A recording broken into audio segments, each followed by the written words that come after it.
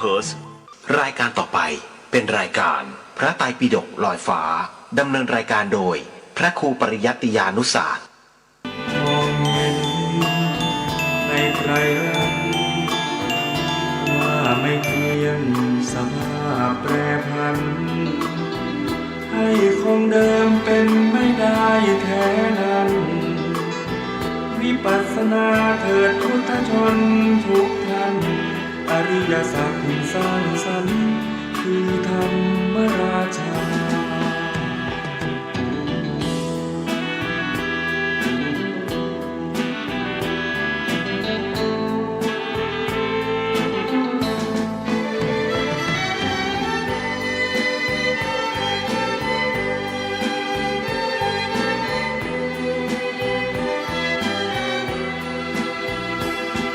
เจริ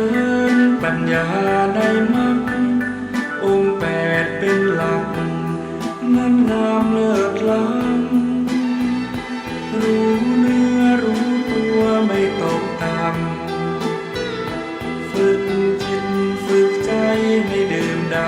ำรู้รูปรู้นามแยกธาตุแยกขันธ์มองเห็นในไตรลักษณ์ว่าไม่เที่ยงสภาพแปรผันให้คงเดิม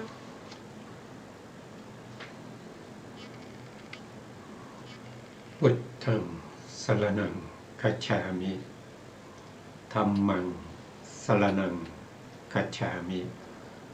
สังฆังสรณังคัจฉามิ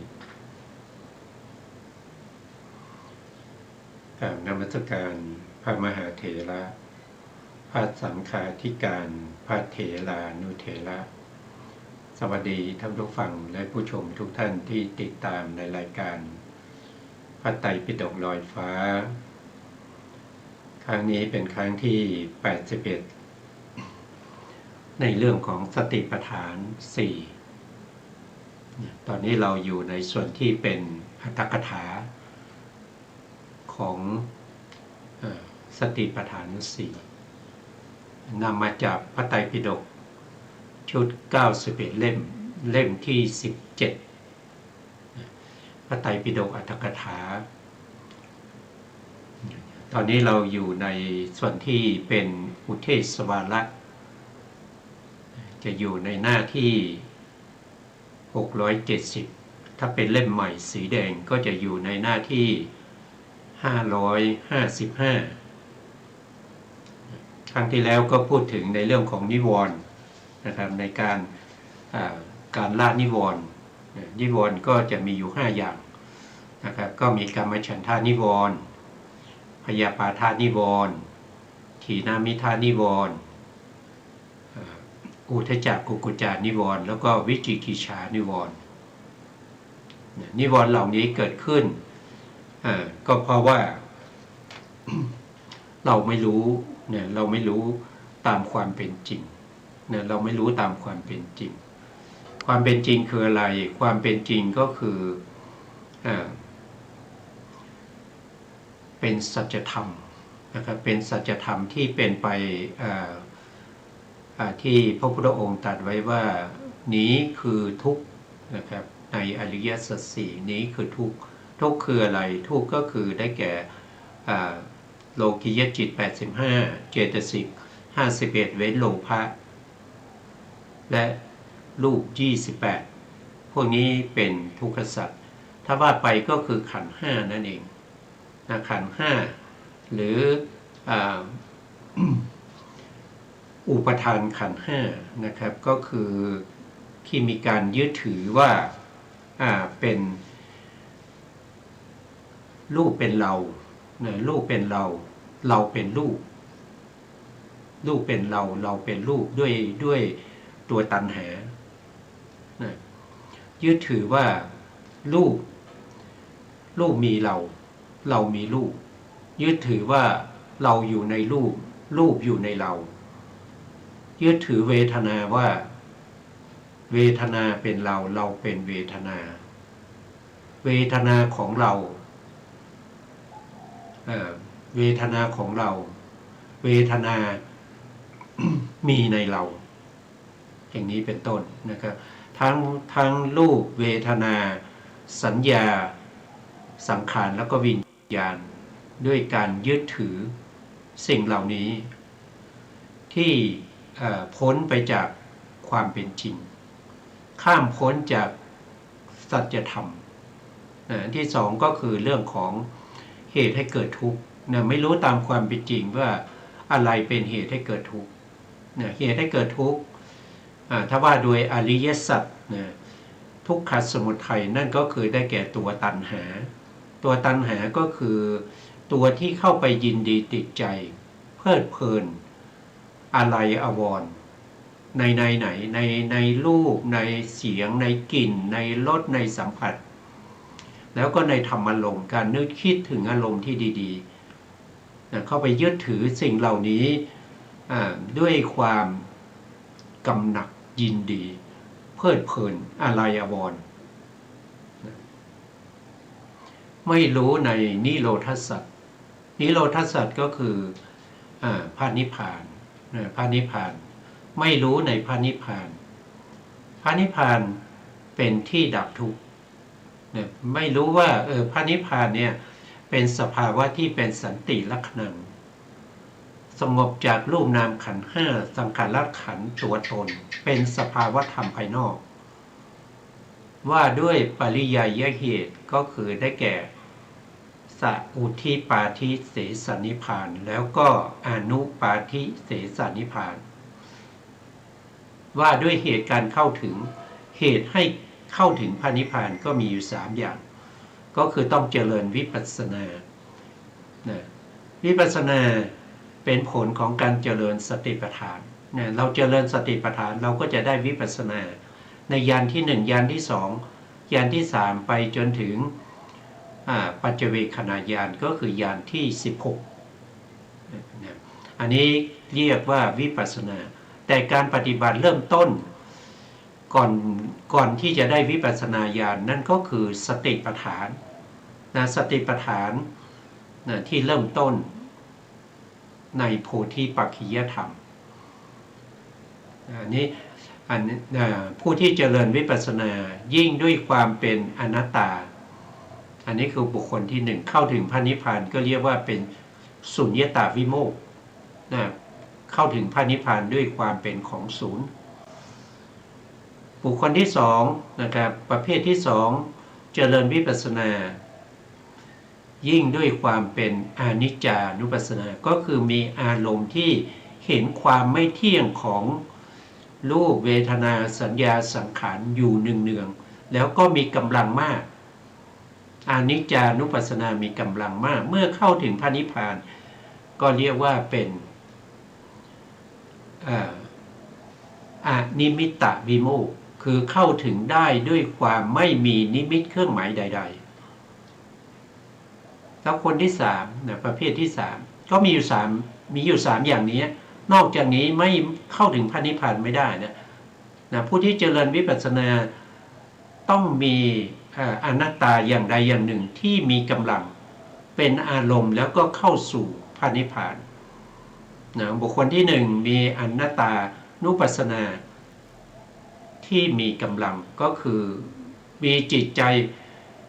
น้อมไปเห็นรูปว่าเป็นอนัตตาเห็นเวทนาว่าเป็นอนัตตา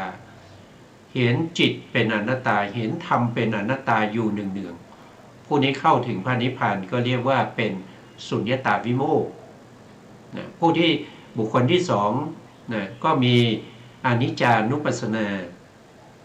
เป็นอารมณ์อยู่เนืองๆเข้าถึงพระนิพพานก็เรียกว่าเป็นอนิมิตตวิโมกข์คือไม่มีนิมิตเครื่องหมายใดๆส่วนอีกคนหนึ่งนะครับก็เจริญวิปัสสนายิ่งด้วยความเป็นทุกขานุปัสสนาเห็นเนืองๆอยู่ในความเป็นทุกข์เห็นรูปก็เป็นทุกข์เห็นเวทนาเป็นทุกข์จิตเป็นทุกข์เห็นธรรมเป็นทุกข์เขาเรียกว่าเป็นทุกขานุปัสสนาพิจารณาเห็นสภาวธรรมเหล่านี้โดยความเป็นทุกข์อยู่เนืองๆเข้าถึงพระนิพพานก็เรียกว่าเป็นอัปปนิหิตาวิโมกข์คือหมายถึง เข้าถึงได้ด้วยความไม่เป็นที่ตั้งแห่งตัณหาใดๆนี่เราก็ควรเราก็พูดมาหลายครั้งนะก็คงจะเข้าใจนะก็คงจะเข้าใจนะครับเพราะเราไม่มีสิ่งเหล่านี้นะครับเราจึงมีนิวรณ์เข้ามาแทรกอยู่เป็นประจำนะนิวรณ์ที่เข้ามาแทรกนะครับก็สามารถกำจัดได้ด้วยสมาธินะครับตั้งแต่อุปจารสมาธิไปเนี่ยนิวรณ์สงบนะอุปจารสมาธินิวรณ์สงบนะครับเริ่มสงบแล้วก็สงบแล้วไม่เกิดในจิตของเราแล้วแต่ถ้านิวรณ์สงบมากขึ้นเข้าถึงอัปปนาฌานนะอัปปนาฌานก็เป็นบาตให้มาเจริญสติปัฏฐาน4หรือว่าอุปจารสมาธินะถ้าใช้อุปจารสมาธิในการเจริญสติปัฏฐาน4แล้วก็ได้วิปัสสนาญาณแล้วก็เข้าถึงมรรคเข้าถึงผลได้มีนิพพานเป็นอารมณ์ปหานานุสัยกิเลสอันนี้จะเรียกว่าเป็นสุขวิปัสสกะก็คือพระอริยบุคคลประเภทที่แห้งแล้งไม่มีฤทธิ์นะไม่มีฤทธิ์คือไม่สามารถแสดงฤทธิ์ใดๆได้ไม่มีอภิญญานะไม่มีอภิญญามีอภิญญาอยู่ข้อเดียวนั้นก็คืออสวัคยญาณส่วนอภิญญาที่เป็นประเภทที่เป็นมโนมยิทธิอย่างนี้ไม่มีอิทธิวิทะไม่มีที่พระจักขุไม่มีที่พระโสตะไม่มีปุเพนิวสานุสติญาณก็ไม่มีอย่างเดียวนั่นคืออาสวัคยญาณอันนั้นเป็นสุขวิปัสสกะเข้าถึงได้ด้วยใช้ปัญญาเป็นหลักนะครับเจริญปัญญาเป็นหลักโดยไม่ได้ผ่านอัปปนาฌานแต่มีอุปจารสมาธิเป็นกำลังในการที่ตามเห็นรูปนามโดยความเป็นอนิจจังทุกขังอนัตตาถ้าเราเข้าถึงตรงนี้นิวรณ์จะสงบนะครับเพราะนิวรณ์เนี่ยละได้ด้วยกำลังของสมาธินะครับกำลังของสมาธินั่นก็คือ1นะครับถ้าได้ปฐมฌานก็จะมีองค์ฌาน5มีวิตกวิจารปิติสุขเอกคตามีกำลังนะครับถ้าเข้าถึงตรงนี้นิวรณ์จะไม่มีเลยเพราะว่าถูกองค์ฌานนี้เป็นตัวที่ไปประหารนิวรณ์แต่นิวรณ์นี้มันจะสงบตั้งแต่อุปจารสมาธิแล้วนะครับเริ่มสงบตั้งแต่อุปจารสมาธิสำหรับผู้ที่เป็นผู้ที่เจริญวิปัสสนายิ่งด้วยปัญญาเขาเรียกว่าเป็นปัญญาวิมุตติเป็นปัญญาวิมุตติผู้ที่เขาเจริญฌานใช้ฌานมาเป็นบาตในการเจริญวิปัสสนาอันนั้นเขาเรียกว่าเป็นเจโตวิมุตตินี่ก็เป็นที่เราพูดกันไปแล้วนะครับพูดกันไปแล้วเมื่อครั้งที่แล้วนะทีนี้เราก็มาดูต่อจากครั้งก่อนนะครั้งก่อนนะครับครั้งก่อนก็ถึงตรงนี้นะครับก็ที่ทำเครื่องหมายไว้ตรงนี้นะ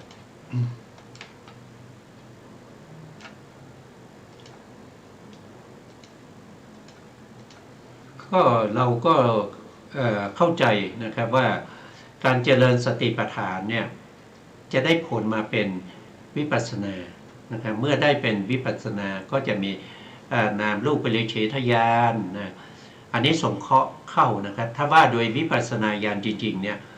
เขาจะต้องมีพระไตรลักษณ์เป็นอารมณ์นะส่วนญาณที่1นามรูปปริเฉทญาณอันนี้มีนามและรูปเป็นอารมณ์ยังไม่เห็นความเกิดขึ้นตั้งอยู่ดับไปยังไม่เห็นความเป็นอนิจจังทุกขังอนัตตาในญาณที่1ยังไม่เห็นพอญาณที่2 ยันที่สองนี้ก็จะมีปัจจัยเหตุปัจจัยนะครับเหตุปัจจัยเป็นเหตุเป็นผลของรูปและนามเป็นอารมณ์อันนี้ก็ยังไม่จัดเข้าถ้าว่าโดยตรงยังไม่จัดเข้าในวิปัสสนาญาณนะวิปัสสนาญาณจะต้องเป็นญาณที่เห็นพระไตรลักษณ์ก็คือเริ่มตั้งแต่สัมมาสัญญาณเป็นต้นไปนั่นเองนะอันนี้ก็เป็นไปตามแนวทางวิธีการปฏิบัตินะครั้งที่แล้วพูดถึงเรื่องของอภิชฌานะการละอภิชฌาและโทมนัสอภิชฌานี่คือตัวโลภะนะคือตัวโลภะคือความยินดีพอใจนะความยินดีพอใจในไหนก็คือยินดีพอใจในรูปในเวทนาในสัญญาสังขารนั่นเองนะส่วนโทมนัสนะโทมนัสนี่คือเวทนาความไม่สบายใจความเสียใจนะครับความไม่พึงพอใจอันนี้คือองค์ธรรมได้แก่ตัวเวทนาที่เกิดร่วมกับโทสะมูลจิตนะครับเราก็มาต่อนะครับมาต่อตรงนี้เลยนะครับด้วยคำว่าวิเนยโลเกอภิชาโทมนัส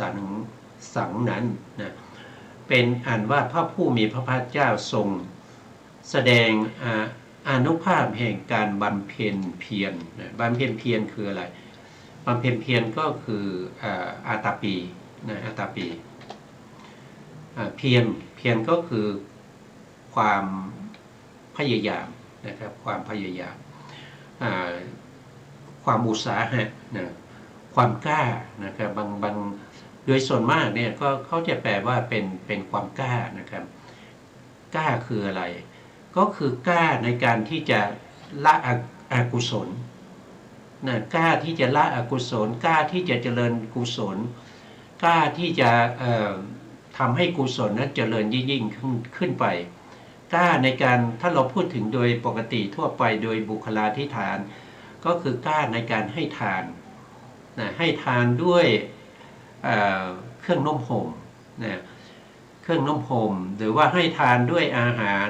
ให้ทานด้วยที่อยู่ที่อาศัยเสนาสนะให้ทานด้วยขีลนะปัจจัยก็คือยารักษาโรคทั้งหลายกล้าไหมถ้าเราไม่กล้านะแสดงว่าเราไม่มีความเพียรถ้าเรากล้านะครับถ้าเรากล้าในการให้ทานนะเรากล้าในการรักษาศีลนะศีล5ศีล8ศีล10หรือว่าศีล227หรือว่า311ของภิกษุณีนะครับก็แสดงว่าเรามีความเพียรแต่ถ้าเราไม่กล้าศีล5เราก็ไม่กล้านะครับนะเราไม่กล้ารักษานะครับเราก็ปาณาติบาตอยู่ทุกวันนะครับฆ่าสัตว์อยู่ทุกวันตบยุงทุกวันนะครับแสดงว่าเราไม่กล้าในการรักษาศีลอันนั้นก็แสดงว่าเราไม่มีอัตตาปีเราไม่มีความเพียรเราไม่มีความพยายามเราไม่มีความกล้าในการที่จะทำให้กุศลธรรมคุณงามความดีบุญกุศลทั้งหลายนี้เจริญขึ้นนะเราไม่กล้านะถ้าเรากล้าทำนั่นแสดงว่าเรามีความเพียรนะและความเป็นผู้สามารถในการบำเพ็ญเพียรของพระโยคาวจรจริงนะครับพระ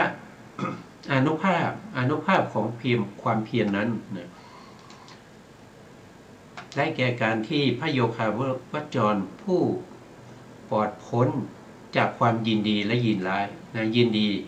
ก็คือพ้นจากอภิชฌานะอภิชฌาตัวยินดีคือตัวโลภะนะครับตัวโลภะสภาวะของโลภะนะเป็นตัวยินดีนะยินดียินร้ายนะครับยินร้ายยินร้ายนะนี่เป็นโทมนัสคือเวทนาที่เกิดร่วมกับโทสะมูลจิตนะโทสะมูลจิต2นะครับทั้งยินดีและยินร้ายเนี่ยเป็นสิ่งที่พระโยคาวจรนั้นจะต้องละจะต้องเว้นจะต้องละคายจะต้องสลัดทิ้งนะครับไม่ยึดถือไม่เกาะเกี่ยวในอภิชฌาและโทมนัสเ เป็นผู้ข่มความยินดีและยินร้ายได้นะครับข่มได้พูดไปแล้วข่มคืออะไรข่มไว้นานๆนะอันนั้นคือวิคัมภนประหารนะครับความหมายของคำว่าข่มเนี่ยก็มีความหมายหลายอย่างนะครับแต่ในที่นี้เราหมายถึงข่มด้วยสมถะนะครับก็คือข่มไว้นานๆนะครับแต่ถ้าเราเป็นไปในเรื่องของมหากุศลอย่างเงี้ยมหากุศลจิตเนี่ยมหากุศลจิตนั่นแสดงว่าเป็นวิคัมภนประหารเป็นครั้งเนี่ยเป็นเมื่อกุศลจิตเกิดขึ้นความยินดียินร้ายนี่ก็ไม่มีนะแต่ถ้าเมื่อไหร่ที่มหากุศลจิตไม่เกิดนะครับแล้วก็ฌานจิตก็ไม่เกิดไม่ได้ตัดทางฆ่าประหารแล้วก็ไม่ได้วิคัมภนประหารคนนั้นก็เต็มไปด้วยอภิชาและโทมนัสแต่อภิชาและโทมนัสเขาไม่เกิดพร้อมกันนะเราต้องเข้าใจว่าอภิชาและโทมนัสไม่เกิดร่วมกันในจิตเดียวดวงเดียวกันแต่เวลาถ้าเขาเกิดเขาก็จะเกิดไม่พร้อมกันอ่ะคือหมายถึงว่าถ้าอภิชาเกิดโทมนัสก็จะไม่เกิดถ้าอภิชาดับไปนะในชวนะในจิตชวนะนะไม่ว่าจะเป็นทางปัญจทวารวิถีหรือมโนทวารวิถีในขณะที่เป็นอภิชาโทมนัสก็จะไม่เกิดแต่เมื่อไหร่ที่อภิชาไม่เกิดโทมนัสก็จะเกิดเนี่ยก็จะเกิดในเราก็พูดถึงในช่วงที่เป็นชวนะทำไมต้องพูดถึงช่วงที่เป็นชวนะเพราะช่วงที่เป็นชวนะแสดงถึงความเป็นกรรมนะเมื่อเป็นกรรมเนี่ยมันมีผลใช่ไหมครับถ้ายังมีอภิชาหรือโทมนัสเนี่ยมันก็จะเป็นเหตุเป็นปัจจัยให้เราต้องเวียนว่ายตายเกิดเดียวมันจะมีผลนะมีผลต่อไปในอนาคตคือในขณะปัจจุบันนี้เราทำกรรมไม่ว่าจะเป็นกุศลกรรมที่เป็นไปในส่วนที่เป็นโลกิยะไม่เข้าถึงโลกุตระแล้วก็เป็นอกุศลก็คือเป็นโลภะเป็นโทสะพวกนี้เป็นอภิชาเป็นโทมนัสพวกนี้เขาก็จะให้ผลในถ้าว่าโดยปฏิจจสมุปบาทก็คือเหตุในปัจจุบันเนี่ยในปัจจุบันภพเนี่ยเราทำเหตุอะไรก็ตามที่เป็นไปในโลกิยะไม่ว่าจะเป็นกุศลเป็นอกุศลก็จะให้ผลในภพหน้าปัจจุบันในเหตุก็จะไปผูกนะครับไปผูกไปมัดไปเชื่อมไปต่อไปร้อยไว้กับผลในภพหน้าเหตุในปัจจุบันก็จะได้ผลในภพหน้าตราบใดที่เรายังไม่ทำลายเสียซึ่งอภิชาและโทมนัสไม่ทำลายตัวโลภะไม่ทำลายตัวโทสะไม่ได้กำจัดไม่ได้สลัดทิ้งย่อมจะต้องมีภพหน้าอยู่แล้วบางคนอาจจะถามว่าแล้วอวิชชาเราอยู่ที่ไหนอวิชชาเนี่ยเป็นตัวที่เป็นความไม่รู้เป็นตัวที่เป็นคล้ายๆเป็นกองหนุนนะครับเมื่ออภิชชาเกิดความยินดีพอใจเกิดย่อมมีอวิชชาเกิดร่วมด้วยเกิดพร้อมกันเลยนะครับอภิชาเกิดในอภิชาที่เกิดร่วมกับโลภะมูลจิตในโลภะมูลจิตนั้นก็มีอวิชชาด้วยอวิชชานั้นคือโมหะนะครับความไม่รู้ตามความเป็นจริงเกิดร่วมด้วยแต่ถ้าเราพูดอภิชายกอภิชาเนี่ยมาเป็นประธานหรือยกตัวโลภะมาเป็นประธานเราต้องรู้ทันทีว่ามีโมหะเกิดร่วมด้วยถ้าเรายกเอาโทมนัสโทมนัสก็คือเวทนาที่อยู่ในโทสะที่อยู่ในโทสะมูลจิตเวลาเกิดขึ้นเนี่ยมีโทมนัสเกิดก็มีอวิชชาเกิดร่วมด้วยถ้ายกโทมนัสมานั่นแสดงว่าอวิชชาก็เกิดร่วมด้วยอวิชชาเนี่ยจะเกิดกับจิตที่เป็นอกุศลทุกดวงเลย อกุศลจิตมีอยู่12ใช่ไหมครับมีโลภะมูลจิต8มีโทสะมูลจิต2มีโมหะมูลจิต2รวมเป็น12ดวงใน12ดวงนี้จะมีอวิชชาหรือโมหะประกอบอยู่ทุกดวงดวงไหนเกิดก็ตามจะมีอวิชชาเกิดร่วมด้วยแต่เพียงแต่เราไม่พูดถึงเราไม่พูดถึงว่าจิตดวงนี้ในการกำจัดในการเราพูดถึงสติปัฏฐานใช่ไหมเราก็พูดในสติปัฏฐานมีความเพียรมีสัมปชัญญะมีสติกำจัดอภิชาและโทมนัสในรูปในรูปก็คืออะไรในกายในเวทนาในจิตในธรรมในการกำจัดตัวกำจัดนั้นเป็นสมาธินะครับเป็นตัวสมาธินะกำจัดอภิชาพร้อมด้วยอวิชชากำจัดโทมนัสพร้อมด้วยอวิชชา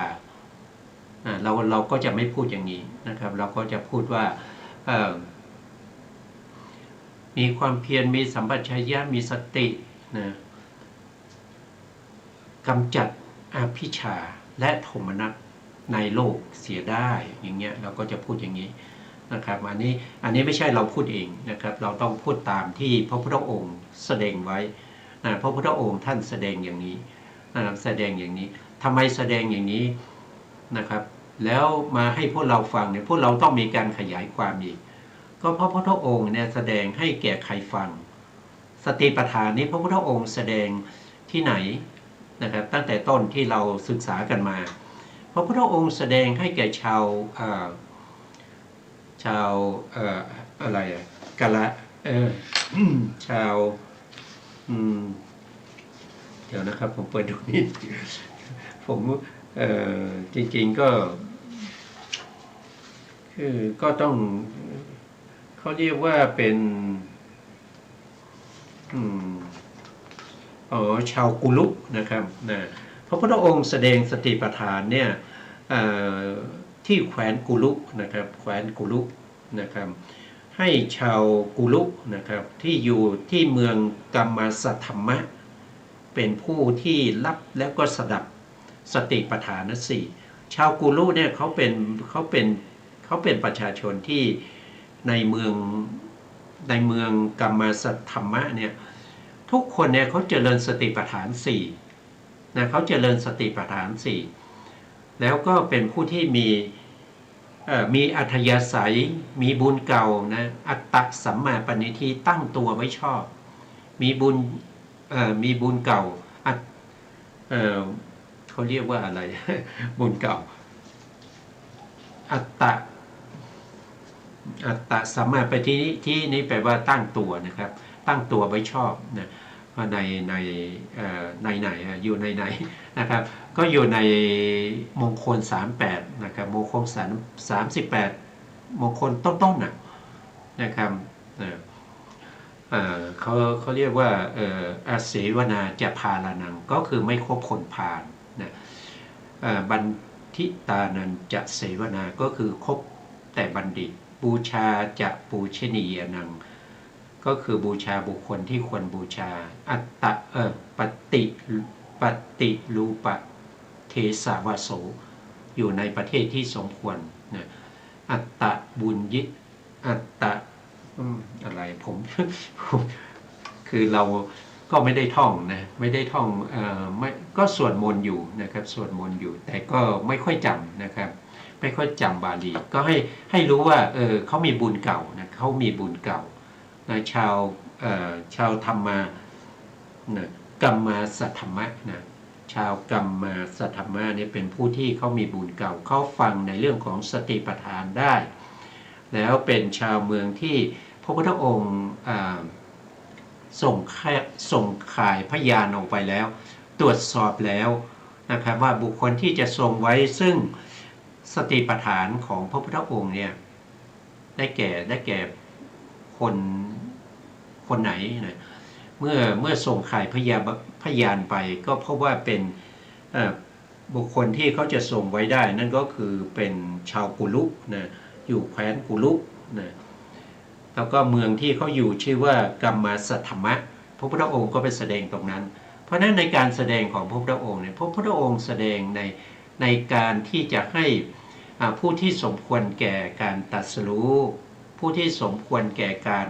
ได้ดวงตาเห็นธรรมนะครับเมื่อเวนยสัตว์ที่พระพุทธองค์แสดงเนี่ยมีอยู่เท่าไหร่สมมตินะมีอยู่500 คนเนี่ย500 คนเหล่านี้เมื่อได้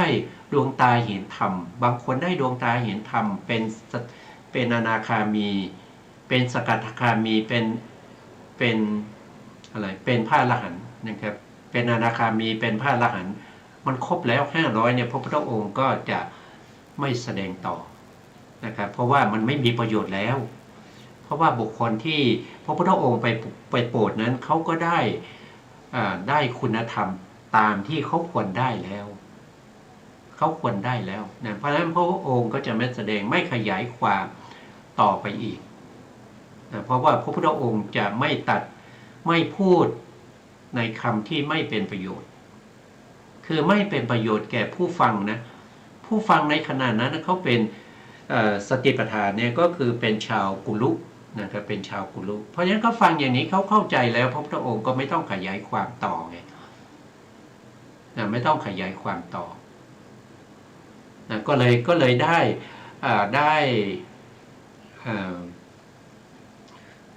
ด้สูตรนี้มานะครับได้พระไตรปิฎกอันนี้มาในสูตรที่ชื่อว่าสติปัฏฐานนะอันนี้เป็นที่มานะครับเป็นที่มาก็เป็นอย่างนี้ทุกสูตรนะพระพุทธองค์จะไม่ตัดคำที่ไม่มีประโยชน์สำหรับผู้ฟังนะครับผู้ฟังไม่ฟังแล้วไม่เป็นประโยชน์ไม่ทำให้ผู้ฟังนั้นเกิดการตรัสรู้ธรรมไม่ทำให้ผู้ฟังนั้นเกิดอัธยาศัยเกิดเป็นอุปนิสัยเกิดเป็นบุญเก่าเนี่ยพระพุทธองค์จะไม่แสดงจะไม่พูดนะครับจะไม่พูดเลยนะเพราะฉะนั้นเนี่ยเราก็ฟังแล้วถ้าเราไม่เข้าใจนั่นแสดงว่าเราไม่มีบุญเก่าเราไม่เคยฟังมาเราไม่มีอัธยาศัยนะครับถึงไหนนะก็มาต่อในเนื้อความในพระสูตรต่อนะครับได้แก่พระโยคาวจรเป็นผู้ปลอดพ้นจากความยินดีและยินร้ายเป็นผู้ข่มความยินดีและยินร้ายได้และเป็นผู้เว้นจากการเพิ่มสิ่งที่ไม่เป็นประโยชน์เข้าไปอันนี้พระพุทธองค์แสดงอันนี้อัตถกถานะครับเป็นผู้ขยายความเป็นผู้เว้นจากการเพิ่มสิ่งที่ไม่เป็นประโยชน์เข้าไปสิ่งที่ไม่เป็นประโยชน์คืออะไร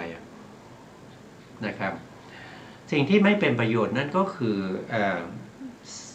อะไรก็ตามนะครับที่ไม่เป็นประโยชน์แห่งมรรคผลนิพพานอันนั้นถือว่าเป็นสิ่งที่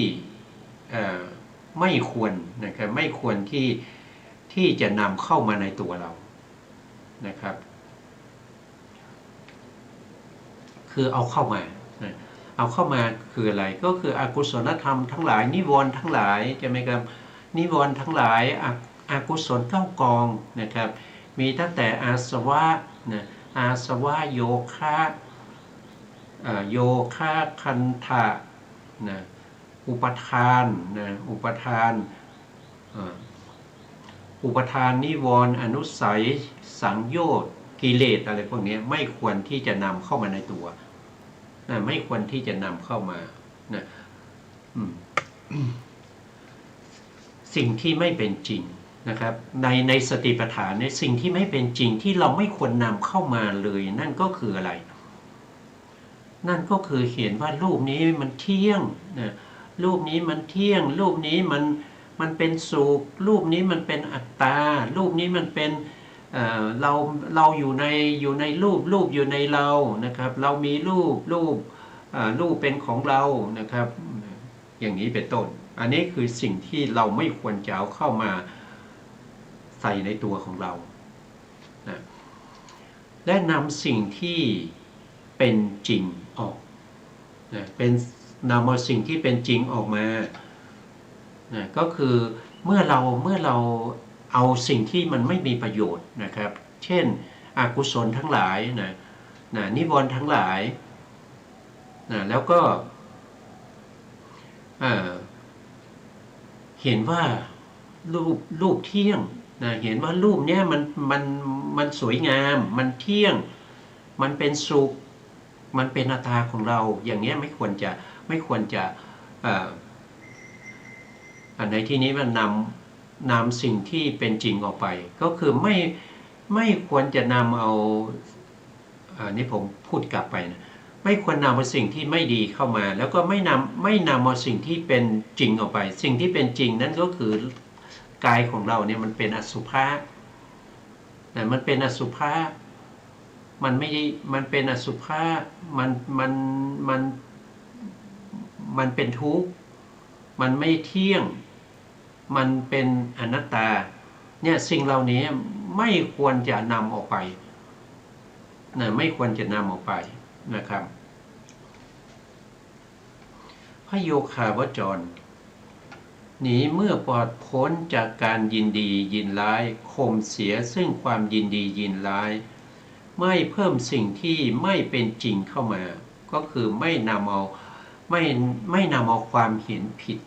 นะครับความเห็นผิดมิจฉาทิฏฐิทั้งหลายนะครับความยินดีชอบใจ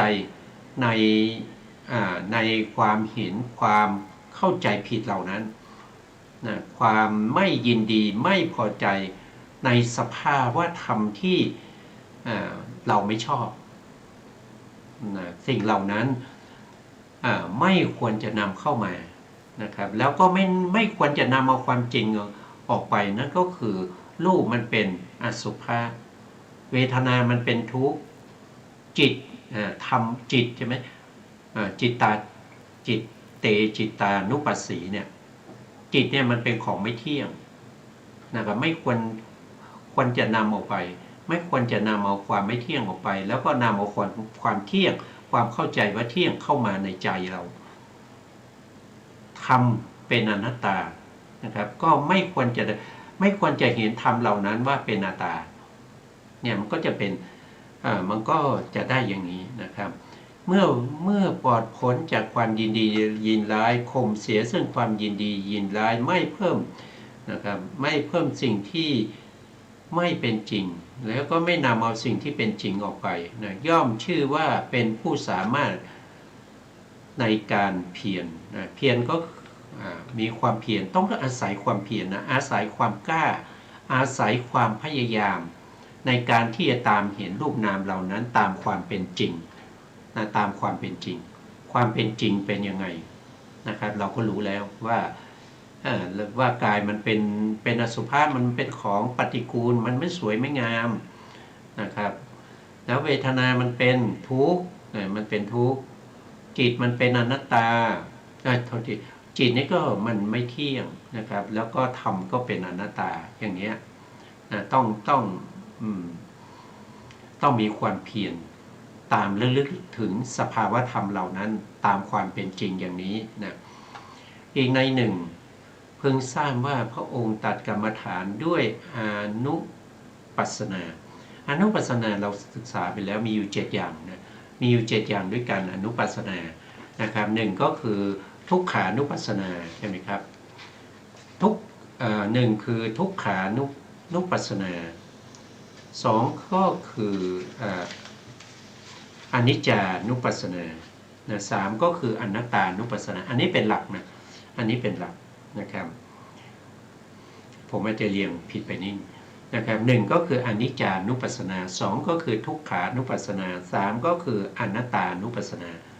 อันนี้เป็นหลักนะมีอยู่3ข้อนี้เป็นหลักนะขยายออกไปเป็น7ก็เพิ่มมาอีก4นะเพิ่มมาอีก4ก็คือนิพพิทานุปัสสนานิพพิทานุปัสสนาเนี่ยเมื่อเราตามเห็นว่ากายเนี่ยมันไม่เที่ยงมันเป็นทุกข์เราไม่สามารถจะบังคับบัญชาให้เขาเป็นไปตามที่เราต้องการได้ถ้าเราตามเห็นอย่างนี้อยู่เนืองๆอ อนุนี่หนึ่งนะตามเห็นหนึ่งวิปัสสนานี่คือปัญญาที่เห็นอะไรก็คือเห็นความเป็นอนิจจังทุกขังอนัตตาอยู่หนึ่งเมื่อเห็นอยู่หนึ่งอย่างนี้นานๆเข้าเนี่ยก็จะเกิดความเบื่อหน่ายนะครับก็จะเป็นนิพพิทาไม่ใช่ตามเห็นด้วยความเพลิดเพลินแต่ตามเห็นด้วยความเบื่อหน่ายเมื่อเบื่อหน่ายนานเข้าชำนาญเข้าเราก็จะเห็นสิ่งเหล่านั้นว่ามันเป็นว่าโดยศัพท์ก็คือวิราคานุปัสสนาคือคลายออกละออกเมื่อเราเห็นสิ่งเหล่านี้มันเป็นสิ่งที่น่าเบื่อหน่ายใช่ไหมครับแล้วก็ต้องคลายออกไม่ใช่ไปยึดไว้นะไม่ใช่ไปยึดไว้ไปถือไว้นะต้องคลายมันออกนะต้องคลายออกเมื่อเราตามเห็นวิราคานุปัสสนาอยู่เนืองๆเนี่ยเราก็จะได้มาซึ่งนิโรธานุปัสสนานิโรธานุปัสสนาก็คือความดับเราก็จะต้องพยายามทำให้กายเวทนาจิตแล้วก็ธรรมเนี่ยมันดับนะครับมันดับนี้ในที่นี้ก็คือหมายถึงว่าเมื่อมันดับไปแล้วนะครับก็ไม่ให้มันเกิดในภพใหม่คือไม่ทำให้เกิดขึ้นอีกนะให้ดับไปเลยไม่ให้เกิดขึ้นอีกไม่ให้เกิดขึ้นที่ไหนก็คือไม่ให้เกิดขึ้นในภพใหม่ไงในภพใหม่ไม่ควรจะให้สิ่งเหล่านี้เกิดอีกนะถ้าว่าโดยตรงตัวนี้ก็คือนิพพานนั่นเองนะครับแล้วก็เมื่อเราเห็นนิพพานนะครับคือนิโรธานุปัสสนาอยู่หนึ่งเนี่ยก็จะทำให้เราเนี่ยเกิดเขาเรียกว่าสลัดคืนเสียซึ่งรูปเวทนาสัญญาสังขารเหล่านั้นสลัดคืนไม่ยึดถือไม่เกาะเกี่ยวก็เรียกว่าเป็นปฏินิสสขานุปัสสนาปฏินิสสขานุปัสสนาเนี่ยถ้าว่าโดยองค์ธรรมก็คือสลัดคืนเนี่ยก็คือผลจิตนะผลจิตก็คืออย่างเช่นโสดาปัตติมรรคนะครับโสดาปัตติมรรคสกทาคามีมรรคอนาคามีมรรคแล้วก็อรหันตมรรคนะสูงสุดก็คืออรหันตมรรค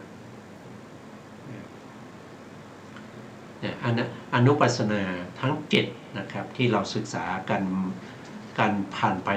นะครับตั้งหลายตอนแล้วนะพิจารณาหนึ่งในหนึ่งในไหนในกายนะครับในกายนั้นก็เรียกว่ากายเยกายานุปัสสีก็คือตามพิจารณาเห็นหนึ่งกายในกายอยู่ก็คือตามพิจารณาเห็นกายส่วนย่อยในกายส่วนใหญ่ไม่ใช่เห็นเป็นนิมิตอนุพยัญชนะไม่ใช่เห็นเป็นรูปร่างเป็นผู้หญิงผู้ชายใช่ไหมครับไม่ใช่เห็นเป็นพระเป็นชีเป็นอะไรวิหารศาลาแต่ให้เห็นเข้าไปว่าสภาพที่เห็นนั้นมันเป็นแต่รูปารมณ์ก็คืออุปทัยรูปเนี่ยอาศัยอะไรเกิดก็อาศัยมหาพุทธรูปเกิดนะมีมหาพุทธรูปทั้ง4เป็นเหตุใกล้ให้เกิดอุปทัยรูปสีนะเราก็ต้องรู้เข้าไปอีกนะครับว่าสีมีลักษณะยังไงนะครับสีนะครับมีลักษณะคือความใสของสีคือสภาวะที่กระทบกับจักขุประสาทได้สีต้องกระทบกับจักขุประสาทได้นะครับถ้าเราเอาเสียงมากระทบกับจักขุประสาทคือประสาทตาไม่ได้มีอยู่อย่างเดียวที่จะกระทบกับประสาทตาได้นั่นคือสีของอะไรสีเป็นอุปทัยรูปนะครับแต่ตัวจริงๆคือมหาพุทธรูปสีนี้เป็นสีของมหาพุทธรูปแล้วเป็นสีของมหาพุทธรูปที่สามารถกระทบกับจักขุประสาทได้ แล้วมีกิจยังไงก็มีกิจก็คือเขาเป็นอารมณ์ให้แก่จักขูวิญญาณจักขูวิญญาณจะเกิดขึ้นได้ต้องมีจักขูประสาทเป็นที่อาศัยเกิดแล้วก็จะต้องมีรูปารมณ์เป็นอารมณ์เขาถึงเกิดได้ถ้าไม่มีสองอย่างนี้เขาเกิดไม่ได้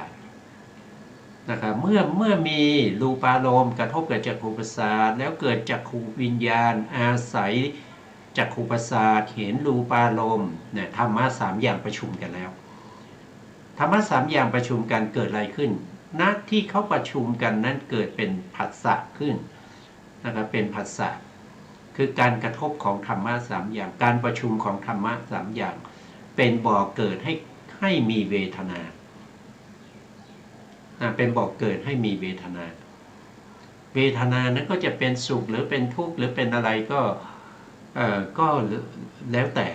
นะครับก็แล้วแต่บุคคลแล้วก็อารมณ์ถ้าอารมณ์คือรูปารมณ์ที่ดียิ่งนะก็จะทำให้เกิดเป็นสุขเวทนาแต่บางคนเนี่ยนะครับเห็นรูปารมณ์ที่ดียิ่งก็อาจจะทำให้เกิดเป็นกัลลิปะ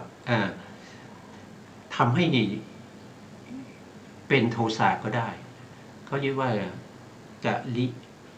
เขาเรียกภาษาบาลีนี่ผมจำไม่ค่อยนะเห็นสิ่งที่ดีๆแล้วก็ไม่ชอบใจนะครับอย่างเช่นอะไรก็อย่างเช่นพวกเดรัจฉีนะครับที่เขาเห็นพระพุทธรูปแล้วหรือว่าเขาเห็นพระพุทธเจ้านะครับเขาจะไม่พอใจนะพวกนี้เป็นปริกปะนะปริกปะนะก็คือเห็นสิ่งที่ดีๆแล้วก็ไม่ชอบใจนะไม่เหมือนกับบุคคลทั่วไปบุคคลทั่วไปเนี่ยคนส่วนใหญ่เนี่ยถ้าเขาเห็นอารมณ์ดีๆเขาก็จะเกิดความยินดีเขาเห็นอารมณ์ที่ไม่ดีนะเขาก็จะเกิดความไม่ยินดีแต่มันมีบางบุคคลนะครับบางบุคคลเนี่ยที่เราเรียกว่าเป็นปริกปะเนี่ยที่พูดถึงเนี่ยก็คือเห็นอารมณ์ที่ดีแล้วก็ไม่ชอบใจนะเห็นอารมณ์ที่ไม่ดีเกิดยินดีพอใจนะครับไปเห็นศาสดาลัทธิมิจฉาทิฏฐิทั้งหลายนะครับเดรัจฉีทั้งหลายแล้วก็ยินดีพอใจคนแบบเพศนี้ก็มีนะครับเราไม่ได้ถ้าพูดถึงสัตว์เดรัจฉานนี่ก็จะเห็นชัดนะครับอย่างเช่นสุนัขตายเนี่ยนะศพสุนัขเนี่ยนะมันก็จะมีกลิ่นเหม็นใช่ไหมมันก็มีกลิ่นนะครับไม่ว่าจะเป็นศพอะไรศพมนุษย์นะศพเดรัจฉานทั้งหลายเนี่ยที่มันตายไปเนี่ยมนุษย์เราพบเห็นเนี่ยก็จะเกิดความรู้สึกว่ามันเป็นปฏิกูลมันเป็นสิ่งที่ไม่ดีมันเป็นอสุภะใช่ไหมแต่อีแรงเนี่ยนกแร้งนะครับนกแร้งเนี่ยถ้ามันได้กลิ่นหรือว่ามันเห็นเนี่ยมันก็เป็นอะไรอ่ะเป็นอารมณ์ที่ดีของเขาอ่ะเขายินดีนะนกแร้งยินดีในซากศพแต่มนุษย์เราเห็นแล้วก็เป็นปฏิกูล อันนี้ก็คือเป็นปริกปะนะเป็นปริกปะนะครับไม่ตรงตามความเป็นจริง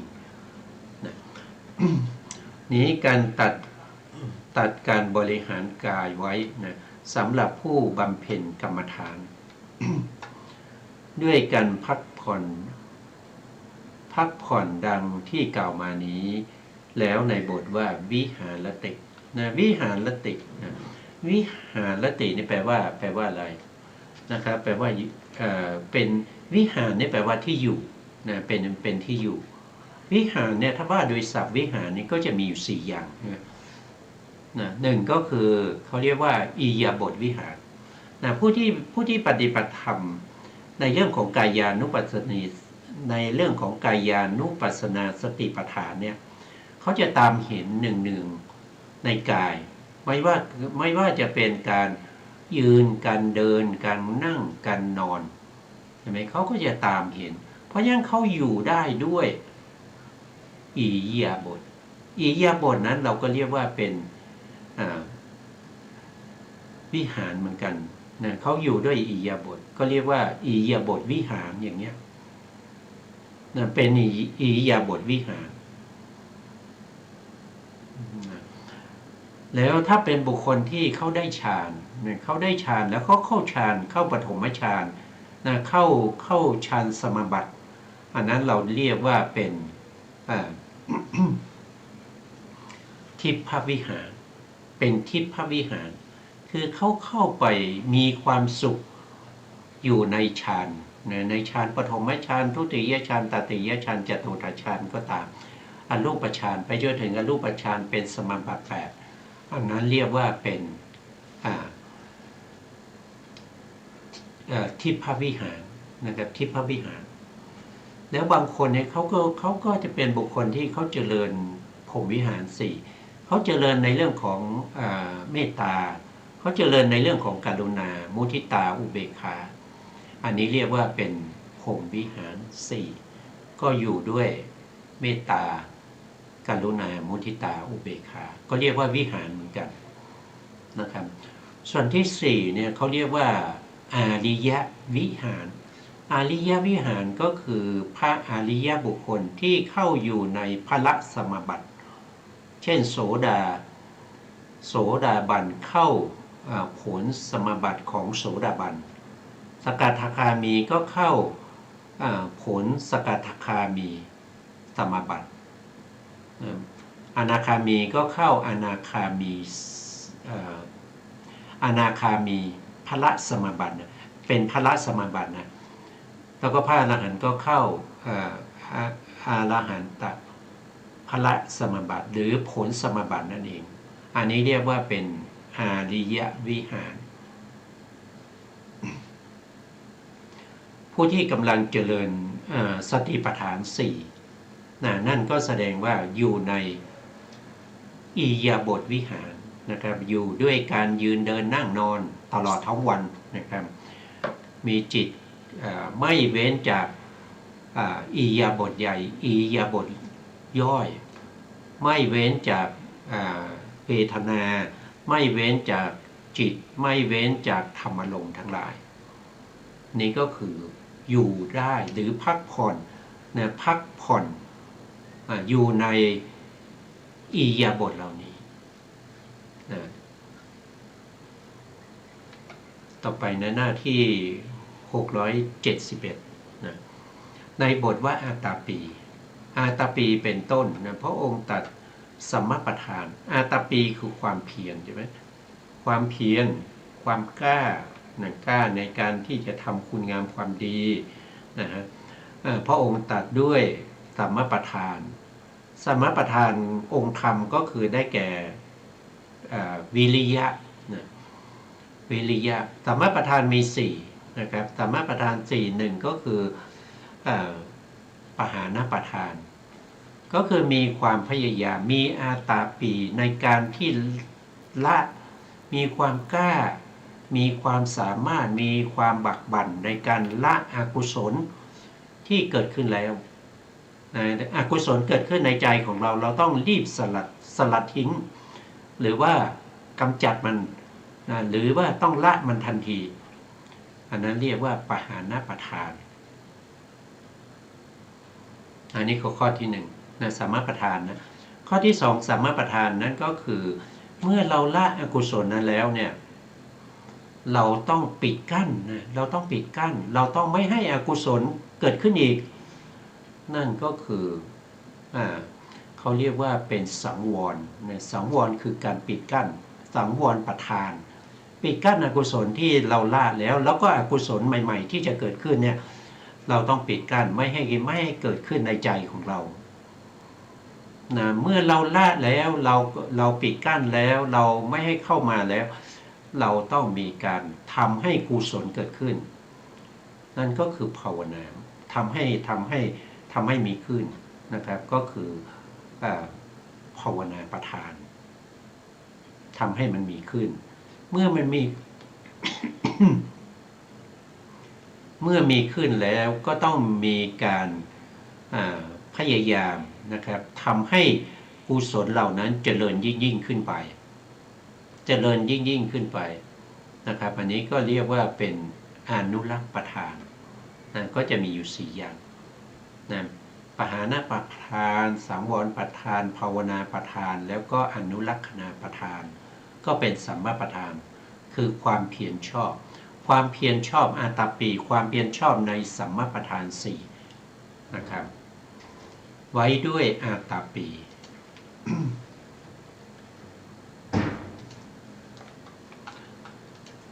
อาตาปีความเพียรเป็นเหตุให้กิเลสเล่าร้อนนะครับความเพียรเนี่ยคือวิริยะเจตสิกวิริยะเจตสิกเนี่ยเขาไม่เกิดกับจิตอยู่16ดวงนะ16ดวง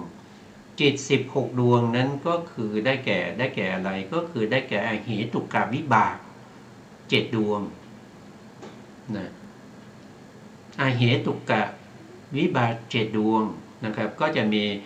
มีจักขุวิญญาณโสตวิญญาณคานวิญญาณชิวหาวิญญาณกายวิญญาณสัมปติฉันนะสันติละนะก็จะมีอยู่7ดวงเป็นผลของอกุศลเขาจะไม่เกิดความพยายามจะไม่เกิดขึ้นกับจิตเหล่านี้นะแล้วก็ไม่เกิดร่วมกับอาเหตุกะกุศลวิบาก8ดวงนะกุศลวิบากนะนี่เป็นกุศลนะแต่ไม่ประกอบด้วยเหตุนะเป็นผลของกุศลที่เป็นประเภทมหากุศลญาณวิปยุตที่มีกำลังอ่อนเป็นอุกขะนะเป็นประเภทที่มีกำลังอ่อนนะไม่เกิดร่วมด้วยนะก็จะมี8ดวงรวมกันก็เป็น15แล้วยังมีอีกดวงหนึ่งนั่นเขาไม่เกิดร่วมกับปัญจทวาราวัชนะจิตนะที่ทำหน้าที่วัชนะอารมณ์ใหม่นั่นแหละนะรวมแล้วก็ไม่เกิดร่วมกับจิตอยู่16ดวงจิตนอกนั้นจะมีวิริยะเกิดร่วมทั้งหมดเพราะฉะนั้นในอกุศลก็มีวิริยะด้วยนะครับแต่วันนี้เราจะไม่พูดถึงนะครับเพราะเวลาเราหมดแล้วนะครับถ้าในครั้งต่อไปเราก็จะกลับมาพูดคุยกันในเรื่องของวิริยะต่อนะครับวันนี้เวลาหมดแล้วนะครับสุดท้ายนี้ขอกราบขอบคุณพระครูสมุทรวิสุวัตรวรกิจโจผู้อำนวยการสถานีวิทยุเพื่อการศึกษาพระพุทธศาสนาและวัฒนธรรม FM 104.5 เมกะเฮิรตซ์วัดฝายหินจังหวัดเชียงใหม่และขอกราบขอบคุณพระครูปริยัติยานุศาสตร์ขอบคุณท่านผู้ฟังและผู้ชมทุกท่านที่ติดตามในรายการพระไตรปิฎกลอยฟ้าพบกันใหม่ในโอกาสต่อไปครับวันนี้ลาไปก่อนครับสวัสดีครับ